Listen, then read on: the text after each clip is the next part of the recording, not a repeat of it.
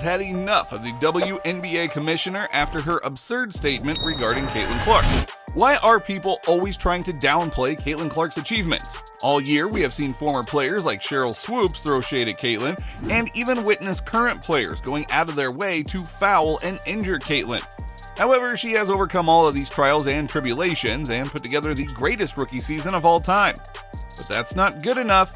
Now the WNBA commissioner made it a point to diminish Caitlin's greatness. You would think that she would have nothing but good things to say about someone who completely changed the league for the better, but guess not. By the end of this video, you will see why fans are angry at the WNBA commissioner for her recent comments. Since coming over to the WNBA, Caitlin's stardom has only increased. She was tasked with leading the Indiana Fever back to relevance after a 7-year playoff drought, along with carrying the WNBA to new heights. And she did just that. Along with the record for the most consecutive point-assist double-doubles in a rookie season, the most double-doubles by a rookie guard, the first rookie to record a triple-double, the single-game leader in three-point field goals made by a rookie, and she is the youngest player to record a double-double with points and assists in back-to-back games.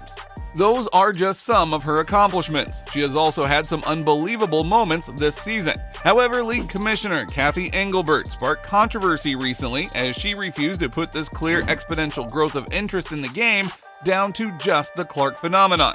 Now, it is true that this was the most stacked rookie year in a long time. However, the class is clearly spearheaded by Caitlin Clark. The WNBA has seen an increase in attendance, merchandise sales, and advertiser interest. On top of that, there has been an increase in social media posts and media coverage of league games, bolstering the league's growing popularity. Indiana Fever have seen dramatic increases in ticket sales and prices since Caitlin entered the league. The average price of a ticket to a Fever game is now $144, which is up 133% from last year. Now that is incredible. The get-in price for the Fever's home opener against the New York Liberty on May 16th was $487. Additionally, tickets for the draft in Brooklyn, New York sold out within 15 minutes. Before Caitlin, you wouldn't have a hard time getting a ticket, but now you have to queue in line early in the hopes of nabbing a seat. And what was even crazier was the fact that teams and resellers were jacking up prices for games against the Indiana Fever before Caitlin even made her debut. As a result, the WNBA recently signed a new media rights agreement and will be adding 4 new franchises in the upcoming years. Prior to Caitlin entering the league, the average resale ticket price was $50, but now it is $87. The average purchase price for Indiana Fever road games in 2024 is $108, which is 151% more than the $43 price from 2023. The purchase price for most teams entering the 2024 season is generally higher when they play the Fever than their average games. TickPick had sold 222% more tickets for WNBA games this year versus this time last year. In 2024, attendance increased by nearly 50% from 2023. The average attendance was up by percent double digits for all 12 franchises. Indiana led with an average home attendance of 17,035 at Gainbridge Fieldhouse, a year-over-year increase of 319%. Indiana's regular season finale in Washington set a league attendance record with 20,711 spectators. Caitlin can be thanked for that. The commissioner is right to mention that Angel Reese, Rickea Jackson, and Cameron Brink are stars, but they have clearly not elevated the game to the same level as Caitlin. However, the commissioner seems to be dead set on downplaying what Caitlin has accomplished. I noticed when you're asking about Caitlin a lot, you bring up other rookies as well. No league's ever about one player. That player could get hurt or whatever. So I think it's just to give recognition that in sports, people watch for compelling content and rivalries. And you can't do that alone as one person. In reality, this simply isn't true. What the numbers are saying is that Caitlin's WNBA is completely different than the previous iteration. For the regular season, nationally televised WNBA games averaged 657,000 viewers, the highest audience in 24 seasons.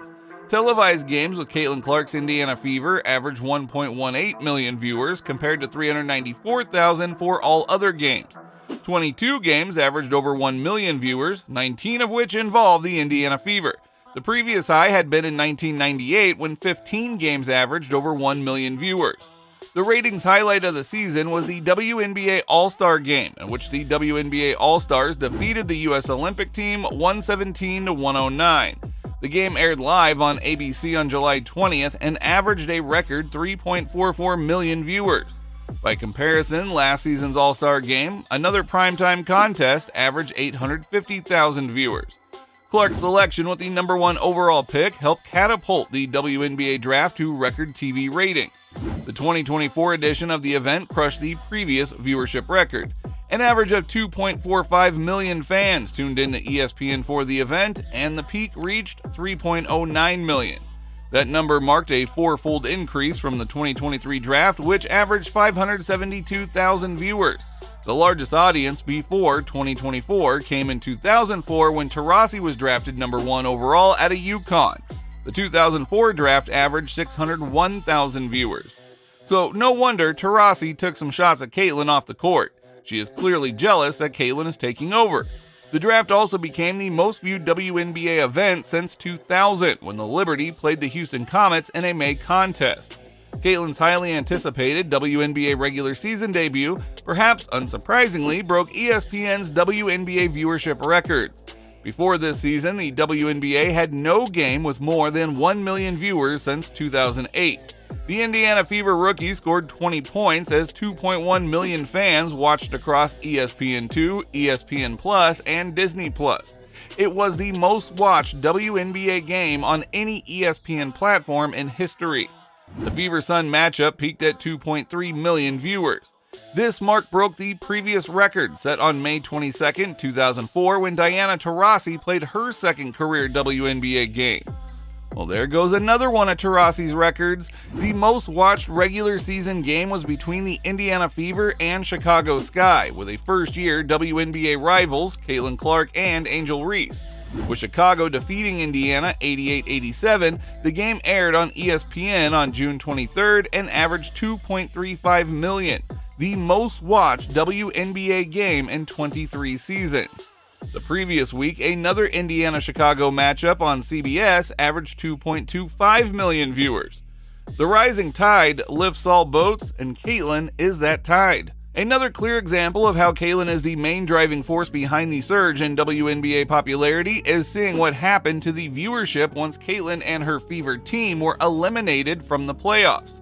The first game between the Aces and Liberty, a rematch of last year's WNBA Finals between two of the league's most popular and successful teams, drew an audience of 929,000, ESPN had announced. This is 50% less than the Fever Game 1 against the Sun.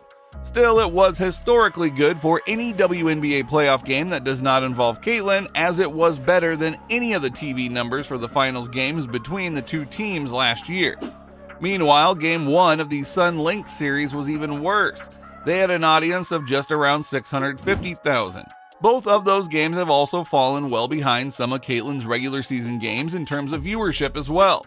In early September, Clark's Indiana Fever played in front of a TV audience of 1.26 million viewers in a game against the Minnesota Lynx that was played at the same time as a Week 1 Friday night NFL game between the Philadelphia Eagles and Green Bay Packers. In Caitlin's first regular season finale against the Washington Mystics on September 19th, a total of 20,711 fans that showed up at Capital One Arena set a new record for the highest attended WNBA regular season contest. On the TV front, Caitlin made the Fever the most watched team in the WNBA by a landslide in her rookie year, as the 14 most watched WNBA games of the season all included the Fever. Now, you would think that the commissioner of the league would know what's going on with her league better than the fans, but clearly she doesn't.